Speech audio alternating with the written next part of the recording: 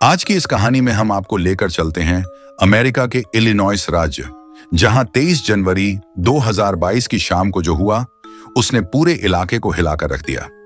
20 साल की करिश्मा एरिसमैन इलिनॉइस के फॉरेस्ट व्यू से अपनी लाल 2014 फोर्ड फिएस्टा कार चलाते हुए घर से निकली, ये जाने बिना कि वह फिर कभी घर लौट नहीं पाएंगी।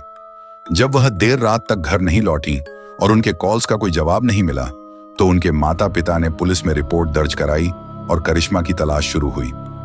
करिश्मा एरिसमैन का जन्म 17 सितंबर 2001 को क्रिस्टीना और जेफरी एरिसमैन के घर हुआ। बचपन से ही करिश्मा बेहद मिलनसार थीं। उनके पिता जेफरी याद करते हैं कि जब भी वह उसे पार्क ले जाते तो वह बेझिझक दूसरे बच्चों के पास जाकर उनसे दोस्ती करने की पेशकश करती। वह कभी भी शर्माती नहीं थी। करिश्मा का सपना था कि वह एक नर्स बने और लोगों की मदद करे। अपनी इस महत्वाकांक्षा को पूरा करने के लिए वह बेहद मेहनती थी।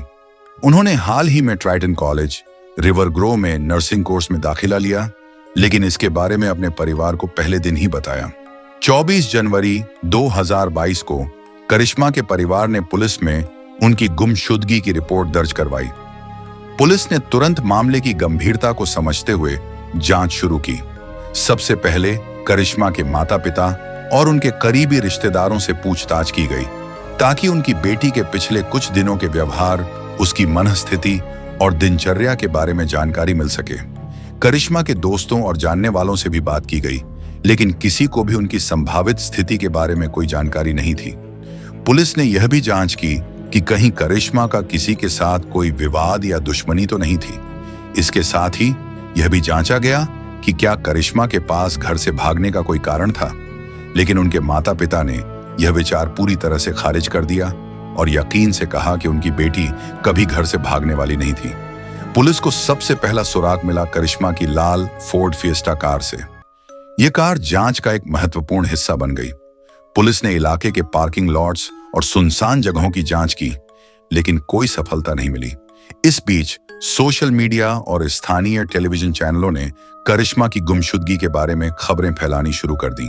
अफसोस की बात है कि 28 जनवरी 2022 को पुलिस ने करिश्मा की गाड़ी को शिकागो के वेस्ट आयोवा स्ट्रीट के 5900 ब्लॉक में पाया।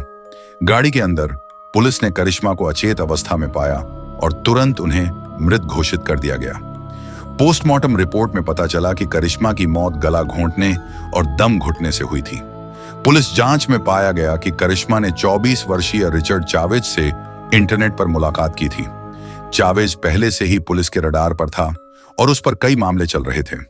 करिश्मा के फोन रिकॉर्ड से पता चला कि आखिरी कॉल और टेक्स्ट मैसेज चावेज को भेजे गए थे। पुलिस ने चावेज से पूछताछ की, लेकिन उसकी कहानी में कई विरोधाभास पाए गए। पुलिस को चावेज के हाथों पर खरोंच के निशान मिले, जो इस बात का संकेत थे कि करिश्मा ने खुद को बचाने की कोशिश की थी। इसके बाद चावेज को गिरफ्तार कर लिया गया और उन पर हत्या का आरोप लगाया गया। करिश्मा के माता पिता और परिवार इस हादसे से पूरी तरह टूट गए। करिश्मा की दादी ने चावेज के लिए एक भावुक संदेश दिया, तुमने एक मासूम और प्यारी आत्मा की जान ले ली। करिश्मा एक नर्स बनने का सपना देख रही थी ताकि वह दूसरों की मदद कर सके।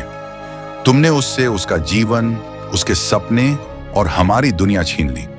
ये कहानी हमारे समाज में मौजूद ऑनलाइन डेटिंग से जुड़े खतरों और उनकी सुरक्षा के प्रति सावधान रहने की आवश्यकता पर भी प्रकाश डालती है। करिश्मा की दुखद कहानी हमें इस बात की याद दिलाती है कि हमें अपनी और अपने प्रियजनों की सुरक्षा को हमेशा प्राथमिकता देनी चाहिए।